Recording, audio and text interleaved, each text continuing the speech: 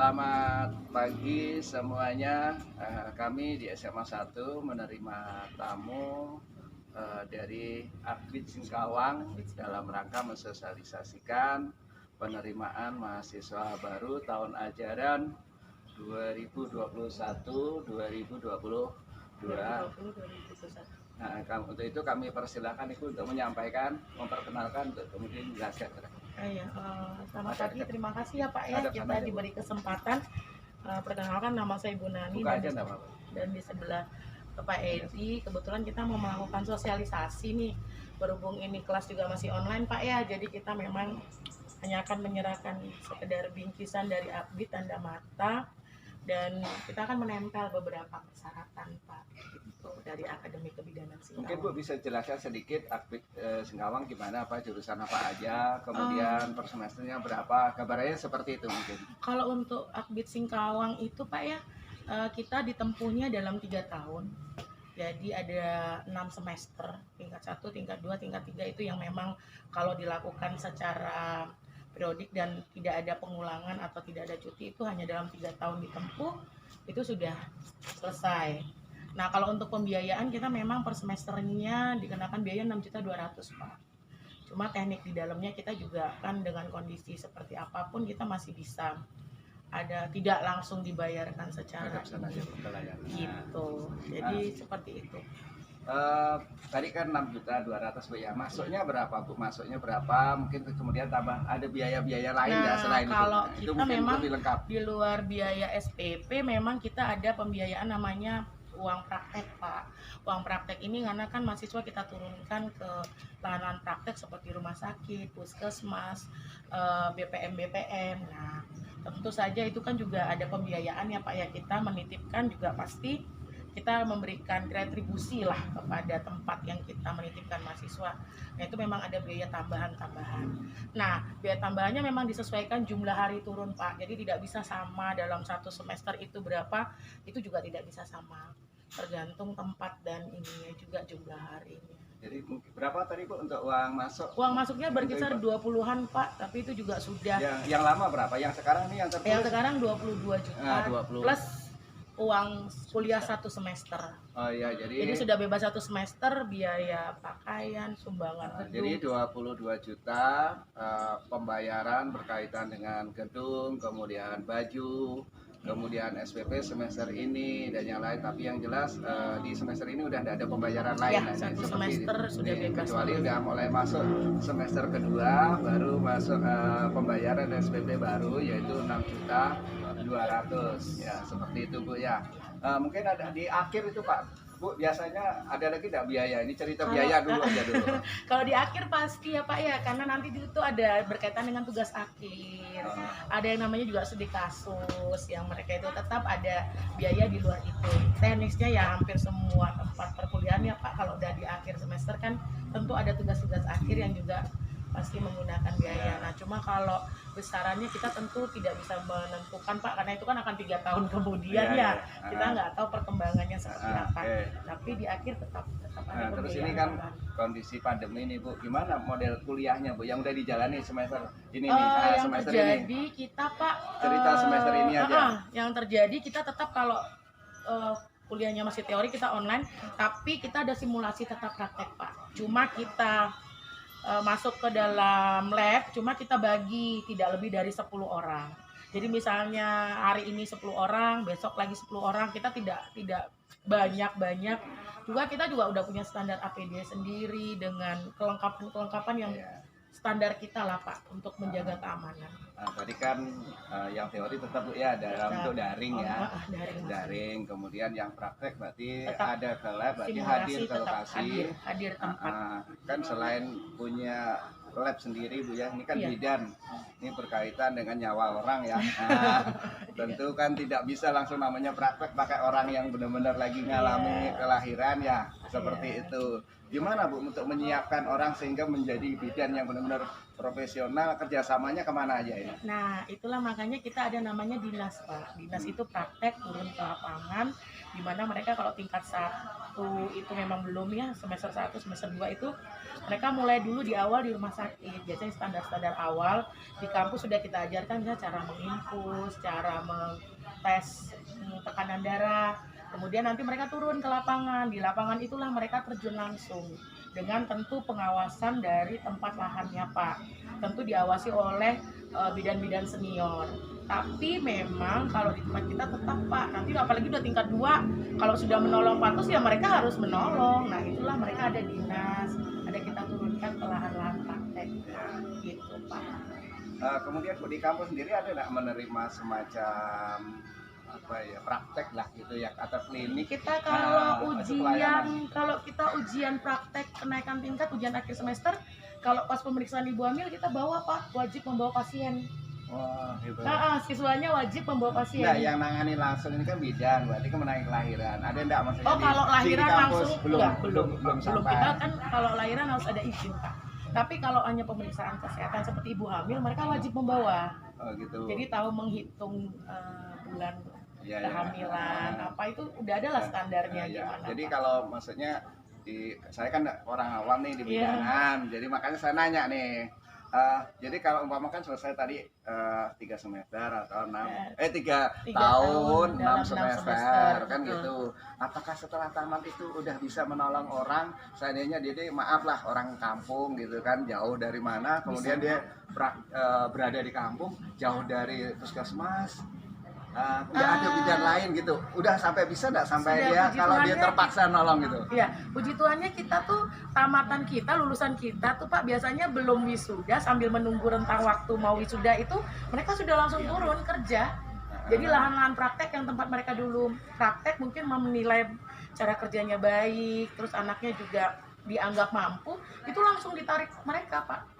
Kita hampir daya serap kita itu 70-80% langsung siap kerja kok Pak. Nah ya itu maksud saya gitu. Iya langsung Pak. Karena ini Kita penting langsung. ini. Iya. Kita memang benar-benar mempersiapkan mereka siap kerja kok Pak Iya, langsung. Nah ini baru yang mantap, ini yang saya pengen tahu jadi. Iya. Nah, ini kan dalam rangka sosialisasi penerimaan mahasiswa baru Bu ya. Iya.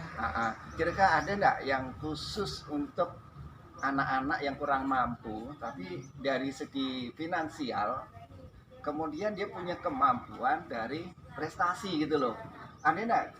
Sampai mungkin ada yang beasiswa 50% atau mungkin 100% gitu ada nggak Bu? Karena kalau di negeri kan sekarang ada namanya KIP kuliah nih. Nah, kira-kira gimana Bu itu? Nah di kampus kita juga mulai tahun kemarin ya Pak ya, kita juga sudah diharuskan dari pemerintah pusat melalui Dikti kita menerima KIP.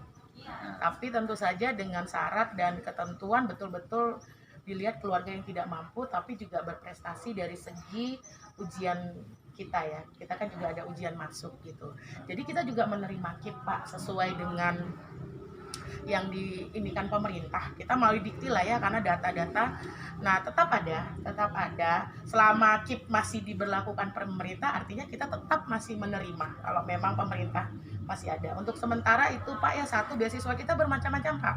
Kedua juga kita juga udah berjalan 3 tahun ini beasiswa dari Dikti. Nah, gimana Bu modelnya Dikti? Modelnya itu dia udah masuk, kemudian Dikti minta dengan mahasiswa 10 orang dengan IPK tertinggi.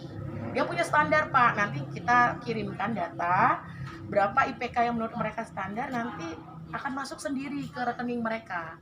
Jadi siapa yang dianggap memang masuk dalam apa namanya base-nya mereka lah, misalnya harus IPK 3,2 ya, kalau di bawah itu artinya dengan sendirinya gugur, tapi kalau di atas itu biasanya langsung masuk. Kita juga udah sering menerima itu juga. Ada lagi mungkin tadi kan ada KIP, Dikti. Nah kemudian juga kadang kita dari kampus sendiri Pak ya, kalau memang kita anggap tidak mampu tapi tentu saja benar-benar berprestasi, kita juga bisa memberikan kelonggaran Pak. Jadi bermacam-macam sih jenis beasiswa ini Pak ya. Cuma kalau yang ditanya dari pemerintah, memang kita harus kayaknya semua kampus memang harus dengan kuota-kuota tertentu yang disediakan oleh pemerintah, kita ada kok. KIP juga ada. Terus ini terakhir Bu, yang berkaitan dengan kampus, keunggulan Bu. Nah, dibandingin nih, Akbit ini bukan satu-satunya nih. Iya. Nah, di Kalbar nih, apa keunggulan daripada Akbit Singkawang nih dibandingkan Akbit yang lain dah? Saya nggak perlu sebut ya. Kalau keunggulan Pak ya, kita melihat daya serap kerja kita Pak ya. Kita juga kan tentu kita tidak bisa menonjolkan diri kita sendiri, tapi kita bisa melihat dari daya serap alumni. Kita tuh hampir 80% ke atas itu semua lulusan kita bekerja Pak. Kecuali mungkin yang benar-benar memilih untuk tidak bekerja kayak jadi ibu rumah tangga atau memang tidak ingin bekerja. Tapi daya serap kita tuh rata-rata pasti bekerja. Pengalaman-pengalaman kita bahkan dia belum wisuda saja mereka sudah sambil bekerja di BPN di Puskesmas. Nah ini Bu, maksudnya keunggulan yang dimiliki di kemudian, sarana lah, contohnya sarana tetap sama tenaga pengajar lah, minimal 2 itulah. Coba kira-kira kalau tenaga pengajar kita sudah S2 semua Pak, sesuai ketentuan kita semua tenaga tim pengajar kita S2 semua Pak ya. Kemudian kelebihan kita juga punya lab sendiri kita punya 2 lab yang memang dipakai untuk mereka simulasi praktek. Kemudian kita juga sesuai visi misi kita nih, kita menciptakan bidan milenial yang punya jiwa entrepreneur. Kita beberapa sudah mulai tahun lalu kita kan diharuskan mempunyai ijazah pendamping. Jadi di tempat kita itu sudah mulai ada pelatihan baby spa yang sekarang lagi tren lah nih Pak. Baby spa ini lagi tren, ibu pijat oksi dan segala macam, dan itu sudah kita datangkan tenaga untuk men-train mahasiswa kita yang akan lulus gitu. Jadi kita punya keunggulan tersendiri lah Pak. Yang pasti juga kita sedang mencoba menjiwa entrepreneur ini. Jadi kita nggak lulus hanya jadi bidan aja, tapi juga dia bisa buka baby spa yang sekarang keren. Jadi ya keunggulan kita ya bisa inilah Pak ya, bisa. Karena kan ini pengalaman, kebetulan kalau nanti Ibu buka di channel saya Bu ya. Nanti ada bidan ke kampung Bu, jadi suatu daerah di kampung pedalaman yang dia nggak punya akses internet, kemudian dia hanya sendiri dengan fasilitas yang sangat sederhana, dia bisa nolong orang di sekitar itu, karena dia mau kalau apalagi musim hujan tidak bisa ke kecamatan. Iya Pak ya, jalannya sangat nggak mungkin kan, jadi dia nangani sendiri gitu Mbak, satu kita bidan gitu. Juga alumni ya Pak ya.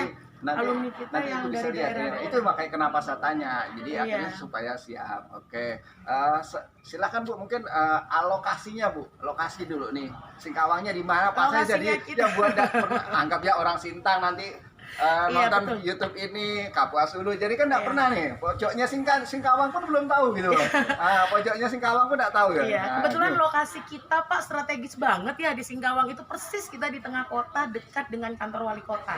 Jadi di situ tuh ada beberapa kampus, ada STIE, Akbit dan Akper. Jadi di nomor ini di dekatan. Jadi kalau nanti dia ini nih nomor HP-nya. Jadi kalau nanti hanya lihat di deketin. Di sorot ya. Kita di kota banget sih Pak, di kota banget, justru gampang lah nyari Akbit Singkawang itu karena sangat dekat dengan kantor wali kota ya, pusat perkantoran di Jalan Firdaus itu. Oke, terima kasih Bu informasinya. Sama-sama, jadi semuanya Bapak Ibu, para siswa, ini dalam rangka sosialisasi. Kenapa kami buat seperti ini? Karena ini di masa pandemi, jadi ada kendala bagaimana untuk menyosialisasikan. Kalau dalam kondisi normal tinggal tempel-tempel di sekolah, siswa ada di sekolah, jadi mudah gitu loh. Nah, pada hari ini kebetulan musim pandemi, jadi kalaupun ditempel itu yang lihat cuma sedikit sekali, sangat sedikit. Jadi melalui channel YouTube Sauji ini berharap bisa memberikan informasi yang lebih luas, lebih jauh. Nanti Ibu bisa share, bisa tiap turun kemana. Nanti sebentar lagi nanti kita buat nanti sambil saya mau ngajar sebentar nanti habis ini. Oke, mungkin ada apa mau sampaikan lagi Bu? Iya Pak, kita juga memberi beberapa bingkisan tanda matanya karena juga dari tahun ke tahun tuh SMA 1 termasuk pendulang mahasiswa banyak. Kita memberikan kalender nih Pak ya. Terima kasih. Dan juga ada jam dinding ini Pak ya. Silakan dibuka. Kami sangat memerlukan banget nih. Iya. Langsung kita. Jadi bisa dibuka dari satunya. Nah, ini kita nanti tinggal dipasang. Iya. Nah, langsung Pak dihidupkan aja Pak. Nah, nanti kita hidupkan ya Pak ya. Udah sip apa-apa. Oke, terima kasih Ibu siapa Bu? Ibu Nani Pak. Terima kasih Bu Nani. Nanti bisa dihubungin di nomor yang tadi. Bapak Edi, seperti itu. Terima kasih atas kunjungannya. Terima kasih juga kenang-kenangannya, semoga ini bermanfaat buat kami di sekolah. Kami akan nanti pasang di ruang guru. Itu aja yang bisa kami sampaikan. Selamat pagi. Asli, selamat pagi Pak. Dan